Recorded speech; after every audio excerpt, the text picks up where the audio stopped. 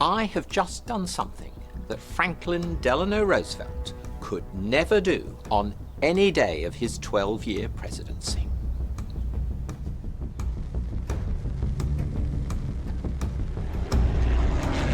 (1945).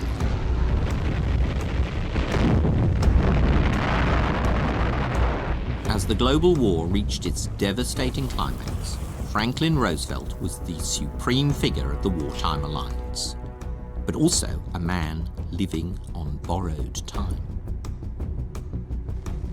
Roosevelt's health was collapsing. Sapped by chronic heart disease and by 2 decades as a secret paraplegic. One wartime American general nicknamed him Rubber Legs. But few Americans were aware that their president could not walk unaided, or that he'd been diagnosed as being on the brink of cardiac failure.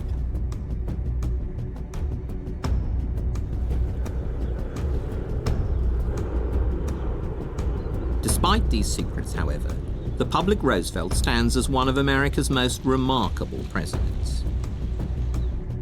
He crafted a New Deal to drag America out of the Depression of the 1930s.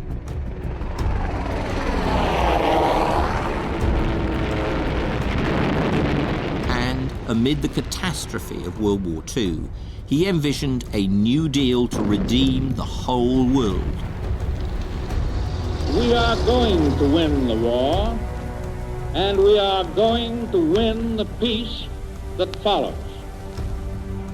Roosevelt would not survive the war, yet his desperate bid to create a lasting peace and his tangled legacy in the post-war world is one of the great stories of the 20th century. By 1945, Franklin Roosevelt was a man inspired by visions of a better world, yet also gripped by deep personal anxieties. America's wheelchair president, racing to shape the future before his past caught up with him.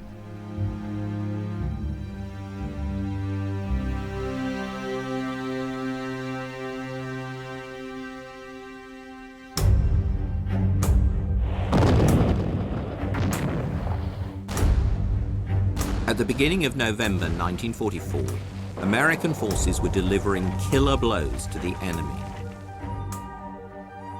The American army dominated the war in Western Europe. In the Pacific, the American Navy had penetrated deep into Japanese coastal waters to hunt down enemy shipping.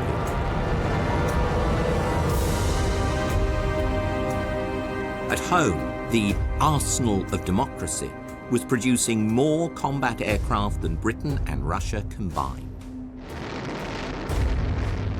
Pundits were already talking of the superpowers, with America in a league of its own.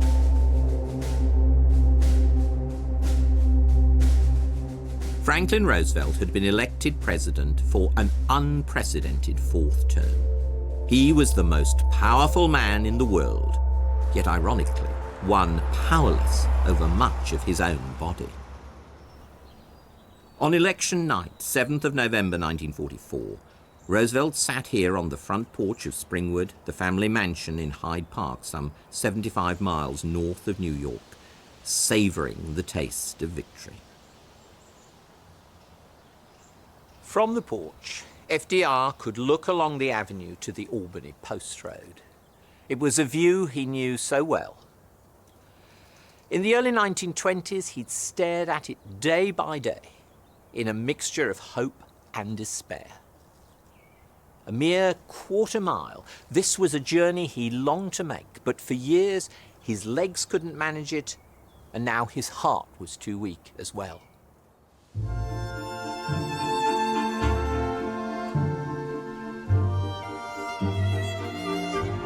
Franklin Delano Roosevelt's character was forged in a unique crucible of privilege and then adversity.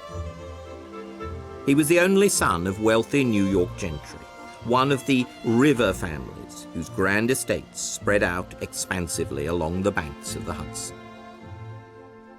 After a pampered childhood, dominated by his widowed mother, Sarah Delano Roosevelt, he went to Groton, modelled on the English Victorian public schools, on to Harvard, and then into a Manhattan law firm, a good springboard for politics. Roosevelt also married well. Eleanor was his fifth cousin once removed, and a niece of President Theodore Roosevelt. She brought a wealth of useful connections for a young man with political ambitions. Over the next 11 years, she gave birth to a girl, Anna, and 5 boys, one of whom died before his first birthday. Eleanor was an intelligent, intense, but shy young woman. Marriage gave her new confidence and poise, but she was still prone to crippling nerves and to what she called Griselda moments, when she went into a deep sulk.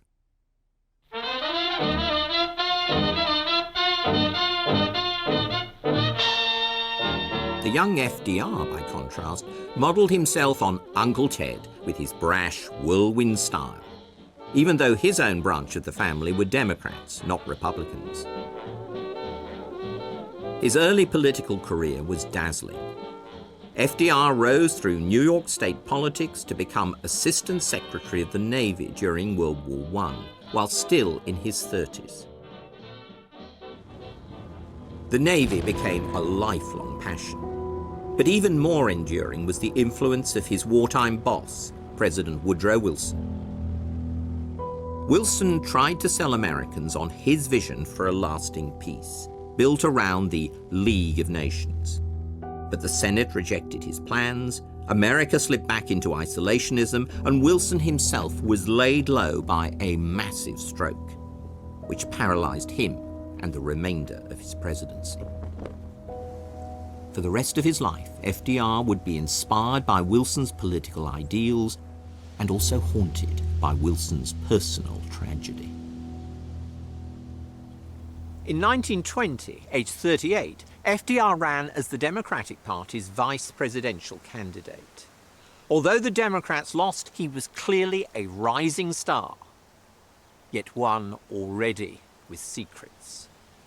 This was a man who flew high, but lived dangerously. FDR revelled in the attention that came with politics. In 1918, one journalist penned this almost sensuous portrait. His face is long, firmly shaped and set with marks of confidence. Intensely blue eyes rest in light shadow. A firm, thin mouth breaks quickly to laugh, openly and freely. Roosevelt knew he was attractive to women, and he enjoyed it. Although married with a family, he was an incorrigible flirt. But his affection for Lucy Mercer, Eleanor's secretary, was no mere flirtation. We're all alone, no chaperone can get our number. The world's in slumber, let's misbehave. Lucy was tall and elegant, with a rich voice, deep eyes, and a dazzling smile.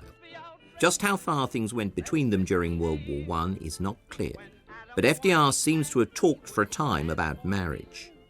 Their letters were certainly passionate, as Eleanor discovered when she found them by chance in 1918. Let's misbehave. Shocked, in panic for a while, she felt utterly betrayed. There was talk of divorce. But Franklin's mother, Sarah, weighed in hard, warning her son that if he renounced his wife, shaming the family name, she would disinherit him and he would not get another cent. FDR had to listen. But the price extracted by Eleanor for staying together was Franklin's promise that he would never see Lucy again. The affair would have ended many marriages. But Franklin still admired and respected Eleanor, her fierce intelligence, her passionate sense of right and wrong. For her part, Eleanor still believed in Franklin, maybe even loved him, though theirs was almost certainly no longer a sexual relationship. And the tension eased in 1920 when she learned that Lucy had married a wealthy New York businessman. But then in August 1921 came a different and even more devastating setback for the Roosevelts. FDR was struck down by poliomyelitis. The disease was generally known as infantile paralysis because it particularly afflicted children, causing them to scream in agony and lose control of their bodily functions. Gradually, painfully, Roosevelt began to recover. But his thighs and legs remained unusable, and he was confined to a wheelchair. Hating the hospital variety, FDR had wheels put on ordinary wooden chairs, which were less obtrusive. He had a special car made, which he could drive without using any foot pedals. At Springwood, ramps were installed, and he was moved from floor to floor via a pulley lift in the servants' quarters, originally used for cases and trunks. Let me be blunt about what polio had done to this handsome, ambitious, virile politician. He was now a man who could not dress or undress himself, who had to be heaved into bed or placed on a toilet. In the language of the time, he was now a cripple at the age of 39. How would he face such a life? Franklin's mother was once again quite sure what the future must be. Her beloved son should retreat to the Hudson and retire from public view.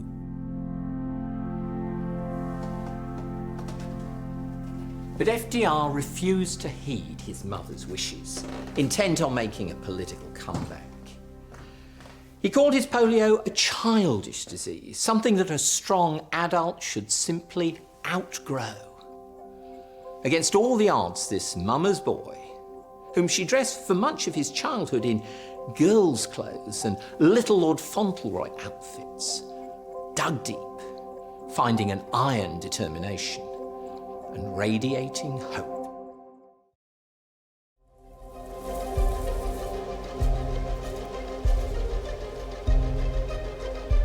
FDR had a simple, straightforward faith in God.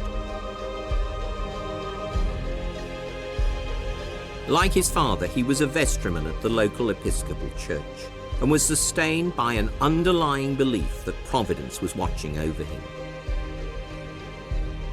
In the worst sleepless nights of his illness, he would tell himself that this was trial by fire, testing his moral fibre for challenges to come. That faith and resilience would become an essential part of his charisma as a political leader. As he would say in later life, once you have spent 2 years trying to wiggle one toe, everything is in proportion.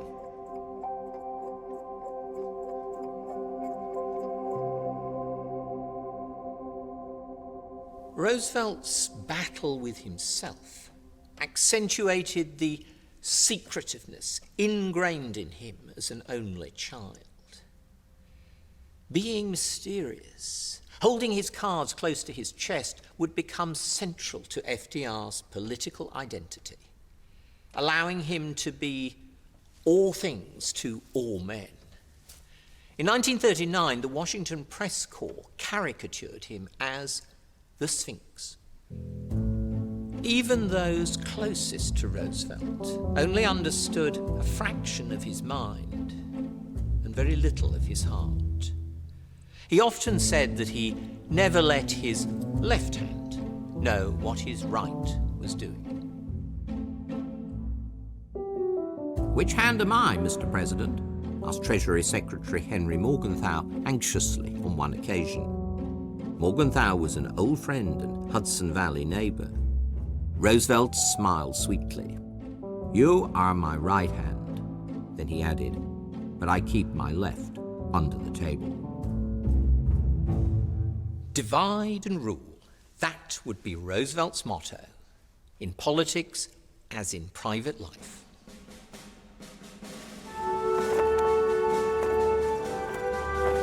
No one stereotyped as a man in a wheelchair could hope to succeed politically in that day and age. Somehow Roosevelt had to walk again, or at least appear to. He was fitted with a heavy steel corset and braces, running from hips to heel. The weight was exhausting and the metal cut into his body, but the braces, when locked, enabled him to stand.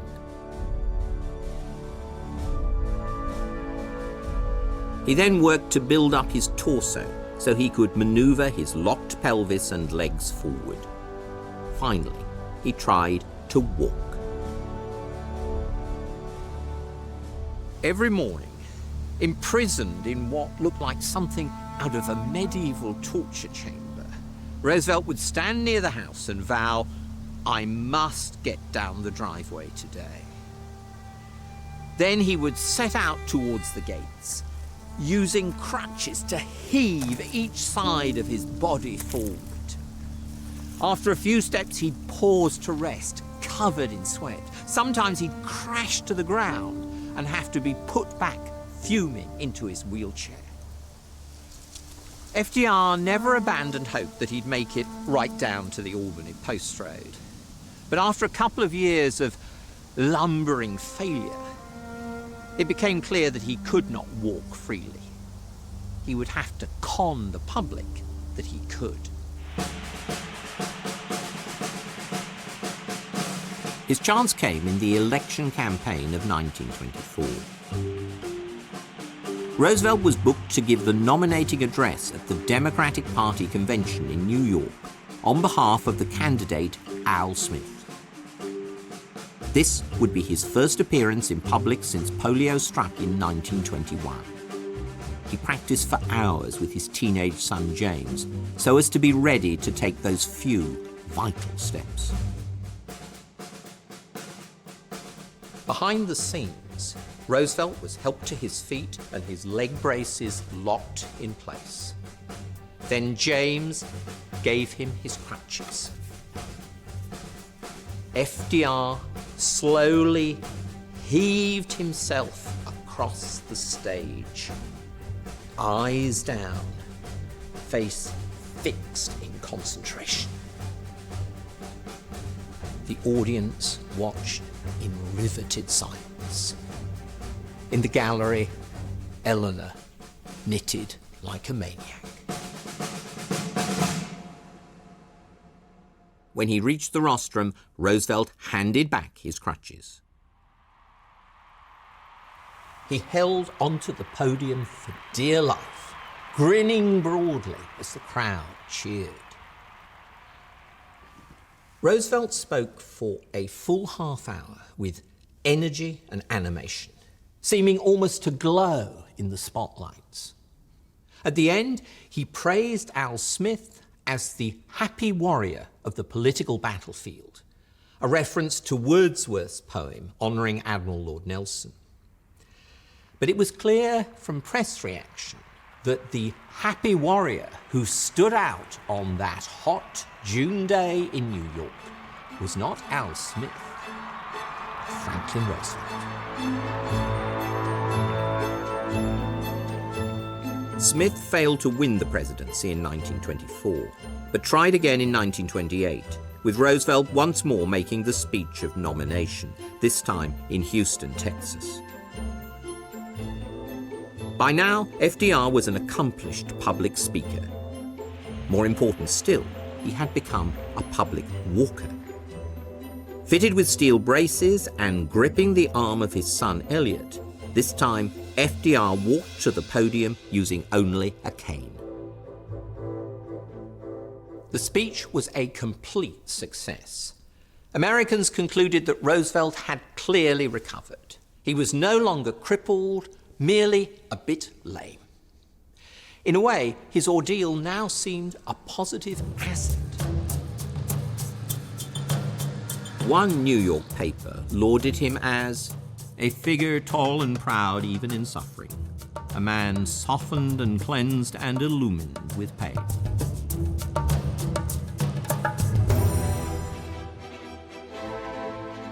Thousands of Americans are here to cheer the birth of a new era in national affairs, a New Deal era, which is supposed to pull the country out of its chaos. 4 years later, in 1932, with America hit by the worst depression of its history, Roosevelt himself ran for the presidency, gaining a landslide victory and becoming the first Democrat to occupy the White House since his political mentor, Woodrow Wilson. Never was there such a joyful, jubilant, yelling, applauding inauguration crowd. Roosevelt is the nation's idol here today. First of all, let me assert my firm belief that the only thing we have to fear is fear itself. Amazingly, even after he took office, most Americans never discovered Roosevelt's secret. Press and photographers maintained a discreet silence about his disability. The only surviving shots of FDR in a wheelchair come from family photos or home movies. But appearance didn't alter reality.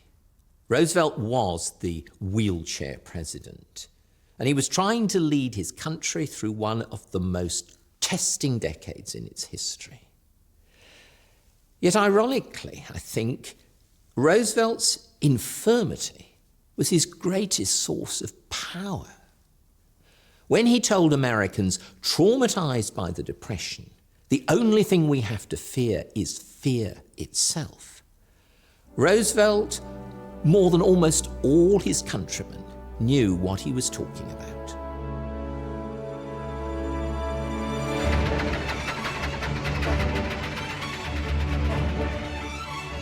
In his first 2 terms, Roosevelt was preoccupied with his New Deal for America, to pull the country out of the Depression through massive spending on infrastructure and social programs.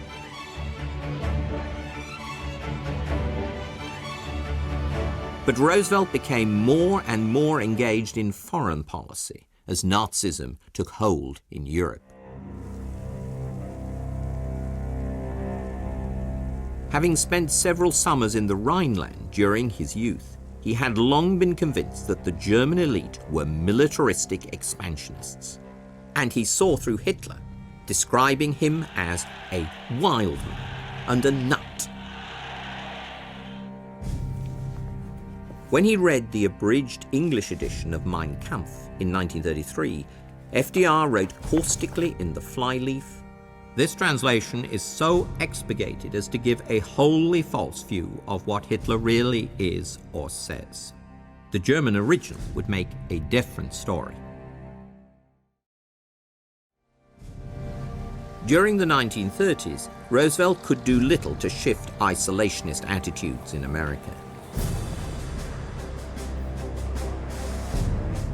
But then came the amazing German conquest of Western Europe in 1940, creating a global crisis. Roosevelt drew America closer to embattled Britain. America was then pitchforked into the global war by the Japanese assault on Pearl Harbor in December 1941.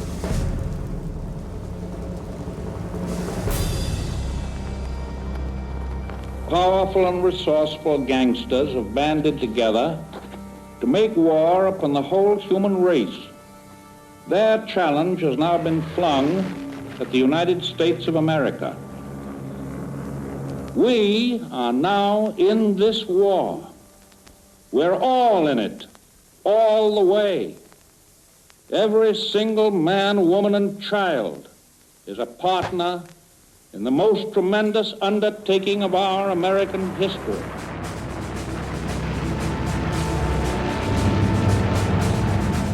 In 1942 and 1943, America, allied with Britain, engaged in a brutal struggle against Japan in the Pacific, and also threw its troops against the Germans in North Africa,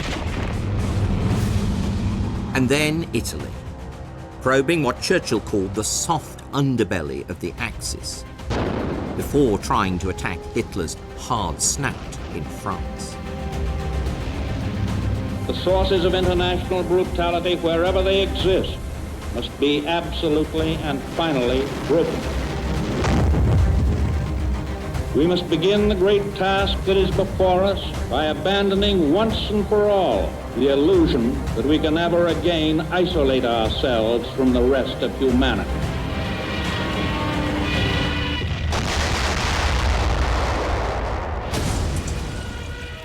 But the war posed new challenges for an already weary president. Roosevelt didn't simply want victory. He wanted to shape an enduring worldwide peace and avoid a repeat of the tragedy of Woodrow Wilson. For him, I think that meant drawing communist Russia into peacetime cooperation, moving beyond the era of European imperialism, and above all, persuading Americans to take up the burdens of international leadership in an improved version of Wilson's League of Nations.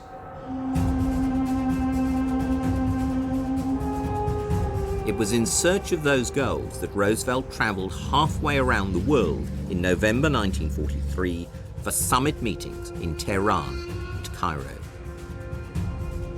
Here the man they nicknamed the Sphinx could take the measure of foreign leaders and test his political skills. Would his secretive, enigmatic nature, seeming to be all things to all men, work on the world stage?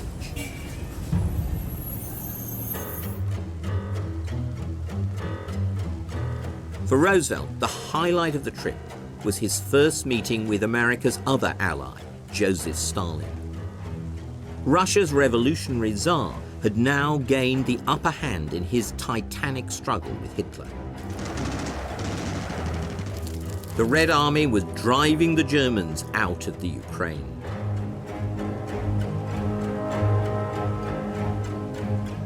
Roosevelt hoped to establish a close personal relationship with the Soviet leader. Terse, soft-spoken with a dry humour, Stalin seemed like a man with whom he could do business. But Roosevelt had to persuade Winston Churchill, the British Prime Minister. Churchill also felt he could work with Stalin personally, but as an inveterate anti-communist, he harboured dark fears about what might happen if Soviet ideology caught fire across Europe. Roosevelt's mind, by contrast, was more open. To him, Stalinism seemed very different from Leninism. The Soviets had dropped the official ideology of world revolution and had allied with the West. Roosevelt genuinely believed, I think, that it was possible to bring the Reds in from the cold into the family of nations, and that he was the man to do it. At Tehran, Roosevelt was willing to manipulate his old ally, Winston, to achieve his goal. Keen to show the Soviets that America and Britain weren't operating as a bloc, Roosevelt went out of his way to side with Stalin against Churchill. Together, they baited the British leader about the number of Germans that should be shot after the war.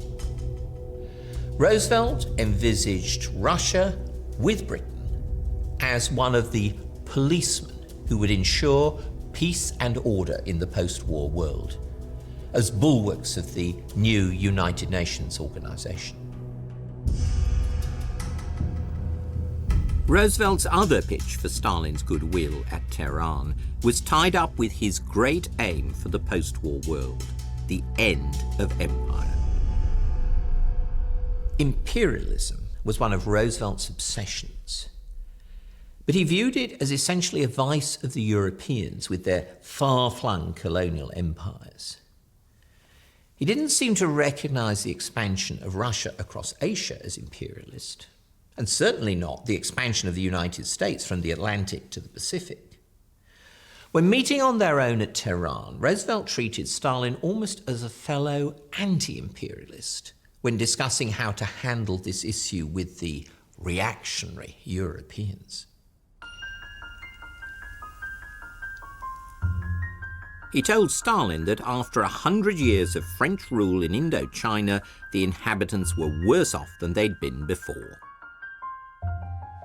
As for the British Raj in India, Roosevelt advocated what he called reform from the bottom, somewhat on the Soviet line. To which Stalin responded dryly, reform from the bottom would mean a revolution.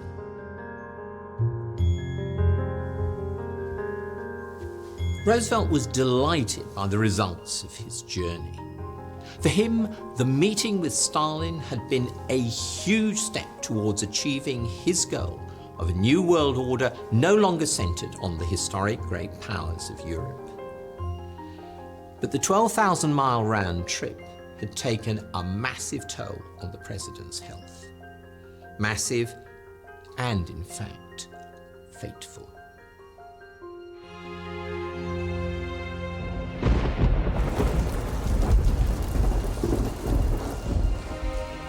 Back in Washington in December 1943, Roosevelt was struck down with flu and seemed unable to regain his strength.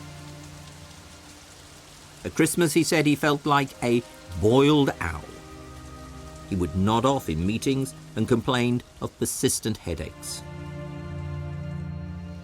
Several long breaks in the new year at his beloved Hyde Park did not make a real difference. What's amazing today, I think, is the almost casual amateurishness of the medical care given to the most powerful man in the world. For months, the president's personal physician, Admiral Ross McIntyre, insisted that FDR's problem was simply persistent bronchitis and the after effects of flu. But then McIntyre was a rather strange sort of presidential doctor. McIntyre's day job was Surgeon General of the US Navy, the Navy's top medical post, responsible for 52 hospitals and 175,000 doctors and nurses. Looking after the president was done on the side.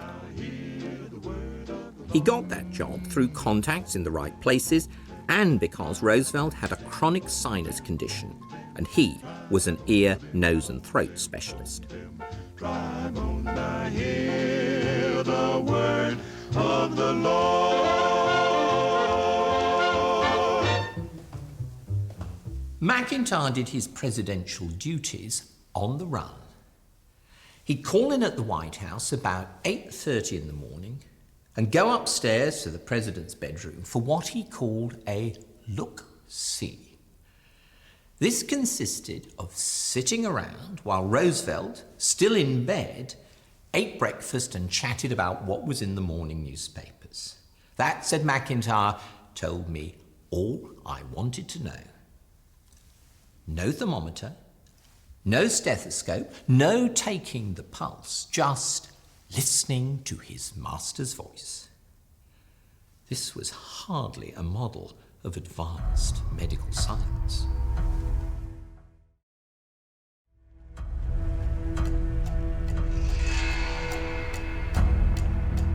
It was not until March 1944, when the president was running a temperature of 104 degrees, that McIntyre grudgingly arranged for him to have a checkup at Bethesda Naval Hospital on the outskirts of Washington. In secret, he was put onto the presidential train at Hyde Park and taken for what was probably the first serious medical examination of his whole presidency. Bethesda was the Navy's premier hospital, and the president was being seen by one of its young, up-and-coming cardiologists, Dr. Howard Bruin. FDR was wheeled in, jocular and chatty. He kept that up the whole time, a cover Bruin guessed for inner anxiety. The checkup itself was deeply alarming. These are Dr. Bruin's original examination notes. The president's lungs were congested, his heart enormous, and blood pressure readings dangerously high, 170/110, way above the norm. Bruin wrote that he was appalled at what he'd found. The diagnosis here is stark.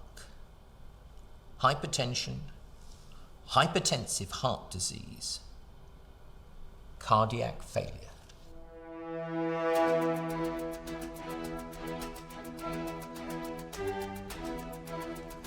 FDR's visit to Bethesda could not be kept a secret. But at a press conference, Admiral McIntyre insisted brazenly that the president's health was satisfactory, apart from the lingering effects of flu and bronchitis. What FDR needed, claimed his doctor, was just a bit more exercise and sunshine. Behind the scenes, however, McIntyre fought a desperate rearguard action against Bruin's devastating diagnosis. The young cardiologist was insisting that Roosevelt needed injections of the drug digitalis to strengthen his heart, a regular daily pattern of rests in bed, and a strict diet to wean him off rich food, his infamous evening cocktails, and 20 or 30 cigarettes a day. McIntyre was absolutely furious. "You can't do that," he shouted. "This is the President of the United States." But Bruin was sure that is would become was if they didn't act quickly. And he calmly stuck to his guns before 3 boards of senior Washington medics.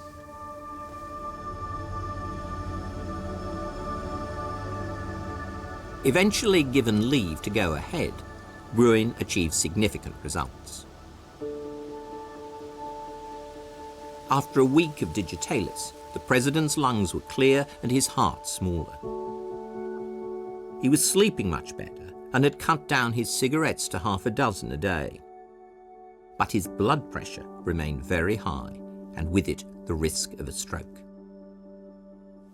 Yet in those days there were no medications available for high blood pressure, and the standard remedies, rest and no stress, were hard to arrange for the most powerful man in the world. But Bruin did what he could.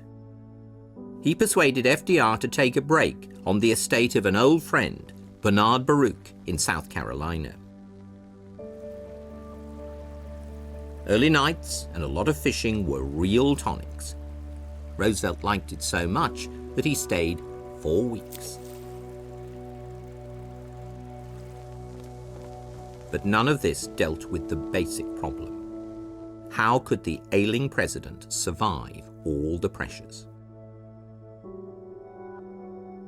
He had been out of the White House for 9 of the first 20 weeks of 1944.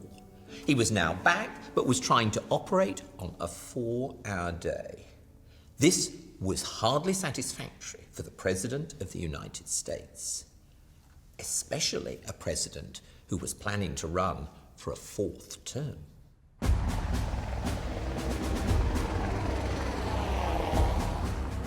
The Washington rumor mills speculated feverishly about how FDR's health would cope with another 4 years as president. The choice of his new vice presidential running mate would be critical. Roosevelt dithered about the alternatives, only late in the day plumping for the obscure and inexperienced Senator Harry Truman of Missouri, and getting very stressed about the whole business. It was another alarming sign of FDR's infirmity. Dr. Howard Bruin was never consulted, but looking back, he had no doubt that a 4th term was a medical impossibility. And deep down, FDR surely knew this too.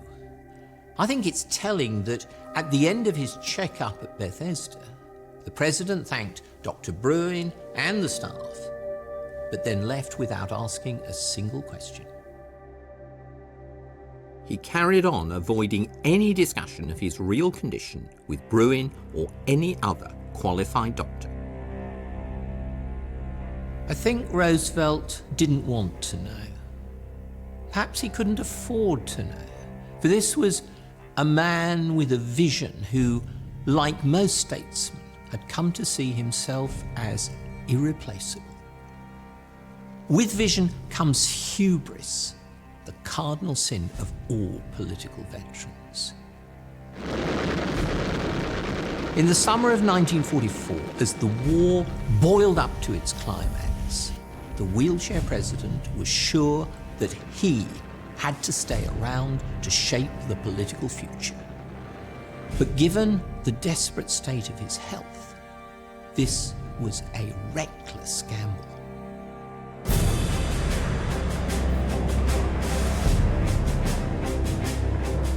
The 6th of June, 1944. D-Day, the long-awaited Anglo-American landings in France. News of Operation Overlord was greeted with relief and elation across America. That evening, the president spoke by radio to the American people, not in tones of exultation, but in the form of a simple prayer. Our sons, pride of our nation, this day have set upon a mighty endeavor, a struggle to preserve our republic, our religion, and our civilization, and to set free a suffering humanity. Help us, Almighty God, to rededicate ourselves in renewed faith in Thee, in this hour of great sacrifice.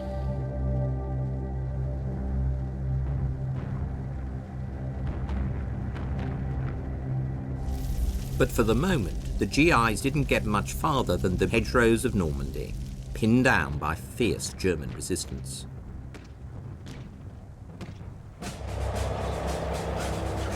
Meanwhile, another D-Day dawned on the Eastern Front. Little known even today in the West, this shaped the fate of Europe as much as Operation Overlord. On the 21st of June, the Red Army unleashed its summer offensive into Byelorussia. The impact was devastating.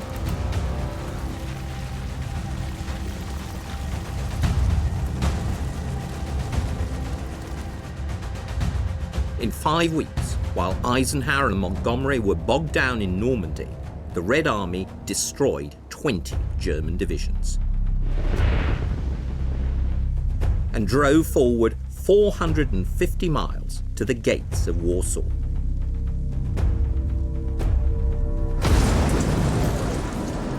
But when the Polish Home Army rose up against the Nazis, the Soviets provided little help.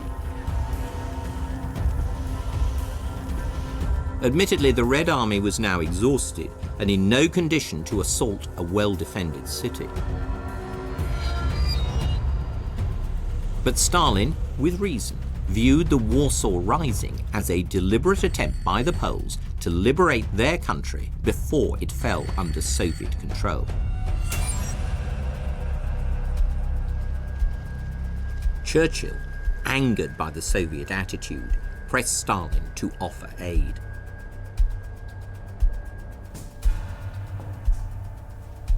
Machiavellian as ever in his approach to ends and means, Roosevelt kept out of this argument. For him, the real goal continued to be forging a long-term partnership with the Soviet leader. At Tehran, he'd even pretended to snooze when Stalin and Churchill haggled over the details of Eastern Europe, joking, "I don't care two hoots about Poland. Wake me up when we talk about Germany."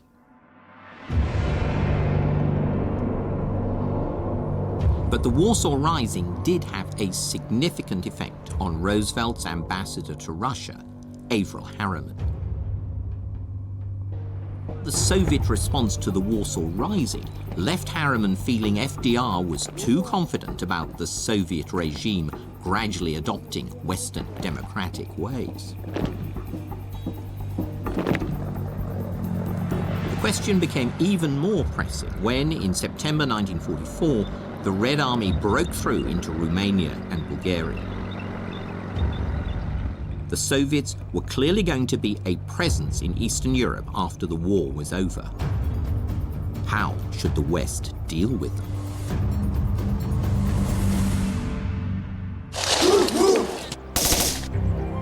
The battle of wills with Stalin would become one of the heaviest burdens on the already weary president. His fourth term would also see a betrayal in his marriage. As Roosevelt raced to achieve his great goals in the last year of his life, the man they nicknamed the Sphinx would show his power and his vulnerability as never before.